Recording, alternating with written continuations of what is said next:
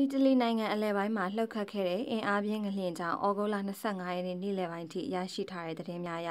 တိတ်ဆုံးသူအရေအတွက်ဟာ248ဦးထိရှိလာပြီဖြစ်ပြီးတော့ကယ်ဆယ်ရေးသမားများဟာလည်းရှာဖွေရေးလုပ်ငန်းတွေကိုလှုပ်ဆောင်နေဆဲဖြစ်တယ်လို့သိရပါတယ်။ဒဏ်ရာရရှိသူအနည်းဆုံး368ဦးရှိကြောင်းအီတလီနိုင်ငံမြို့ပြကာကွယ်ရေးဌာနကပြောကြားထားပြီးလူတချို့ကိုရှာဖွေနေဆဲဖြစ်တာကြောင့်တိတ်ဆုံးဒဏ်ရာရသူအရေအတွက်ဟာဆက်လက်မြင့်တက်နိုင်သေးတယ်လို့လည်းသတိပေးထားပါတယ်။ရီတီပြည်နယ်မှာဩဂုတ်လ24ရက်နေ့မနက်3:36မိနစ်အချိန်က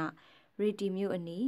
အနက်4.2ကီလိုမီတာမှာဗဟိုပြုပြီးပြင်းအား6.2အင်အားရှိတဲ့ငလျင်လှုပ်ခတ်ခဲ့ကြောင်းအဲ့ဒီငလျင်ကြောင့်ရီတီပြည်နယ်ရဲ့မြို့ငယ်2မြို့ဖြစ်တဲ့